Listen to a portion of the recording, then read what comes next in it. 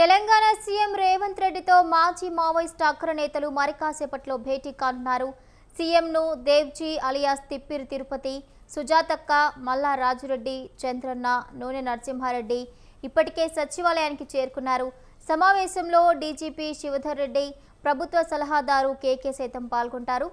అయితే సమావేశంలో ఏం చర్చించబోతున్నారన్నది ఆసక్తికరంగా మారింది.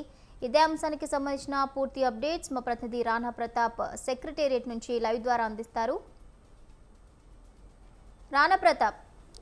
ఎస్ ఎస్ దాదాపు 3 రోజుల ముందు ఆ మావోయిస్టు సంబంధించిన అగ్రనేతలు అందరూ కూడా లొంగిపోయారు. లొంగిపోయిన తర్వాత డీజీపీ కూడా వారిని జనజీవన స్రవంతులకు ఆహ్వానించారు. దాంతోపాటు వారికి పేరు మీద ఉన్నటువంటి రివార్డులు కూడా ఆయన చెక్ రూపంలో కూడా అందించారు. సో ఆ రోజు జరిగినటువంటి ప్రెస్ మీట్లో కూడా చాలా కీలకమైనటువంటి అంశాలపైన వారు మాట్లాడారు. ఎందుకంటే ఇప్పుడు మేము కేవలం లొంగిపోయాము, మేము లొంగిపోవడానికి గల కారణాలతో కూడా రాబోయే రోజుల్లో కూడా మేము వెల్లడిస్తాము. ఎందుకంటే ఇతర రాష్ట్రాల్లో చూసాం పెద్ద ఎత్తున హిడ్మా కానీ లేకపోతే మల్లోజులా కానీ వీళ్ళు చాలామంది పైన కూడా ఇప్పటికే గతంలో కూడా కాల్పులు జరిపాయి. హిట్మాన్ ఏకంగా కూడా ఇటు మారేడుమల్లి దగ్గర కూడా ఎన్కౌంటర్ చేసి చంపినటువంటి దాఖలాలు కూడా ఉన్నటువంటి నేపథ్యంలో తెలంగాణకు చెందినటువంటి అగ్ర మావోయిస్టులుగా భావించినటువంటి ఎవరైతే దేవ్జీ కానీ అలాగే రాజిరెడ్డి కానీ నరసింహారెడ్డి కానీ వీళ్ళందరూ కూడా వీళ్ళని ముఖ్యమంత్రి మొదటి నుంచి కూడా జనజీవన స్రవంతిలో కలవండి, ఎందుకంటే ఈ ఉద్యమాల బాటని మీరు వీడి ప్రజా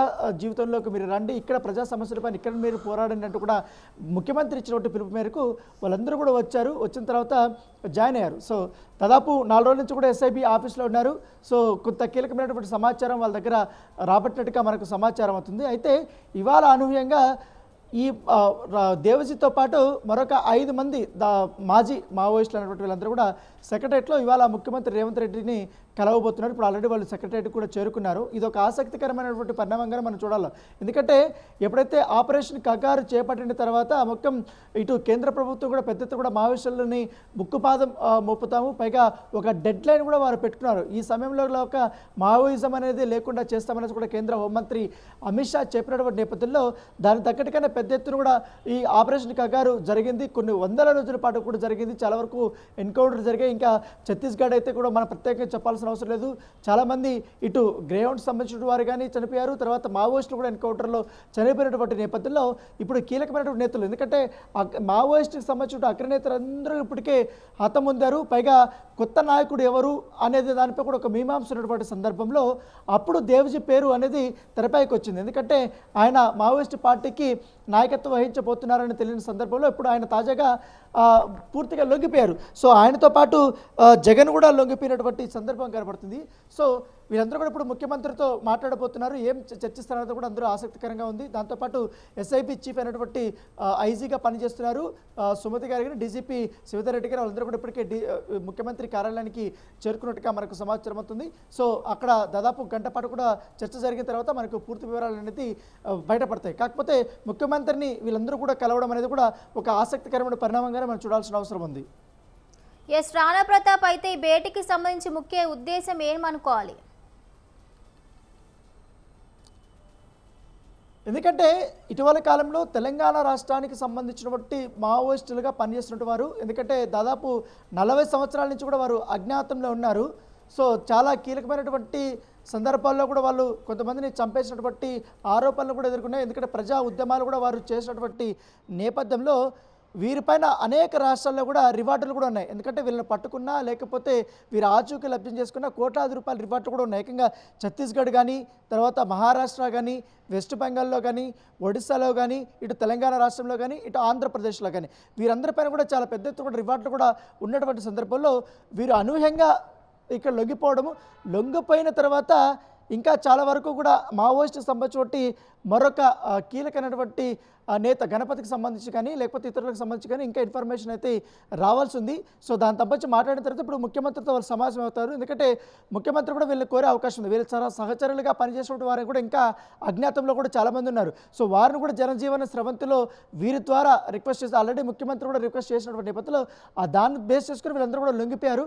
వారు కూడా లొంగిపోతే బాగుంటుంది. ఎందుకంటే తెలంగాణ రాష్ట్ర ప్రభుత్వం వీళ్ళందరినీ కూడా మేము కాపాడుకుంటాం, వాళ్ళకి పూర్తి స్థాయిలో స్వేచ్ఛ కూడా ఇస్తామనేసి కూడా హామీ ఇచ్చిన నేపథ్యంలో, ఎందుకంటే వారు ఒక సాధారణ పౌరుడిలాగా ఇక్కడ బతకడానికి అన్ని అవకాశాలు కూడా ఇస్తామనేసి కూడా ముఖ్యమంత్రి హామీ ఇచ్చిన నేపథ్యంలో మిగతా వాళ్ళు ఎవరైతే అజ్ఞాతంలో ఉన్నారో వాళ్ళందరూ కూడా రప్పించుకోవడంలోనే కీలక పాత్ర పోషించాలనే ఉద్దేశంతోనే ఇవాళ ఈ భేటీ అనేది కొనసాగుతున్నట్టుగా మనకు సమాచారం అవుతుంది. సో చూడాలి. ఇంకా దాంతోపాటు దేవ్జీ కానీ, రాజిరెడ్డి కానీ, నూనె నరసింహారెడ్డి కానీ, ఆ తర్వాత వీళ్ళందరూ కూడా మొన్న మాట్లాడినప్పుడు ఇప్పుడు ఏమన్నా మాట్లాడితే మా రాజకీయాలకు సంబంధించినటువంటి పొలిటికల్ కెరీర్ అనేది ఇబ్బందుల్లో పడుతుంది అనేది వాళ్ళు ఒక వ్యాఖ్య చేశారు. అయితే వారు ఏదైనా పార్టీలో జాయిన్ అవుతారా, లేకపోతే సిపిఐ కానీ సిపిఎం లాంటి పార్టీలో వాళ్ళు చేరి లేకపోతే తమ రాజకీయ ప్రస్థానాన్ని వాళ్ళు ప్రారంభిస్తారా, ఎట్లా ఉండబోతుంది వాళ్ళ భవిష్యత్తు కార్యాచరణ అనేది పూర్తి స్థాయిలో కూడా ఇవాళ చర్చించబోతారు. దాంతోపాటు వీళ్ళు లొంగిపోయారు కాబట్టి సాధారణంగా ఒక ముఖ్యమంత్రి వాళ్ళతో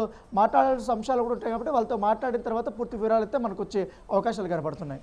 రాణా ప్రతాప్, అదే విధంగా చూసుకుంటే ఆపరేషన్ కగార్ పేరుతో మావోయిస్టుల వేట కొనసాగిస్తున్నారు కేంద్ర బలగాలు అయితే కూడా. అయితే దీనిపై కూడా ఏమైనా చర్చ జరిగే అవకాశం కనిపిస్తోందా?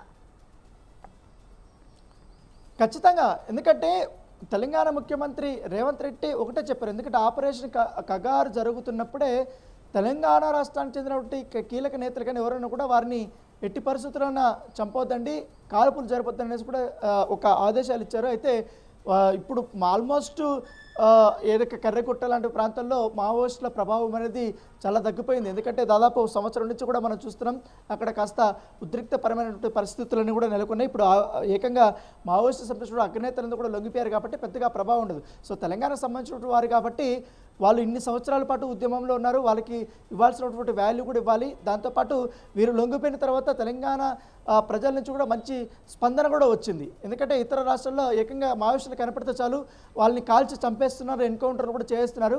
కాకపోతే వీళ్ళని సాధారణంగా ఆహ్వానించి వాళ్ళకి గౌరవం ఇచ్చి జనజీవన స్రవంతిలో కలవాలంటూ కూడా రివార్డులు కూడా ప్రకటించడం పట్ల ఒక పాజిటివ్నెస్ వచ్చింది. కాబట్టి వారితో కూడా ముఖ్యమంత్రి మాట్లాడబోతారు. ఎందుకంటే దాదాపు 40 సంవత్సరాలు అనేక ఉద్యమాలు కూడా వాళ్ళు చేశారు, అనేక ప్రజా పోరాటాలు కూడా వాళ్ళు అజ్ఞాతంలో ఉండి కూడా నడిపించారు. కాబట్టి ఆ అనుభవాలంతా కూడా వాళ్ళు చెప్పబోతున్నారు. దాంతోపాటు తన సన్నిహితులకు సంబంధించినటువంటి వారు కూడా లొంగిపోమని కూడా వాళ్ళు కోరే అవకాశాలు కూడా మనకు ఉన్నాయి. కాబట్టి పూర్తి వివరాలు మరి కాసేపట్లో మనకు తెలిసే అవకాశం ఉన్నాయి. Right, thank you Rana Pratap, thank you for the updates.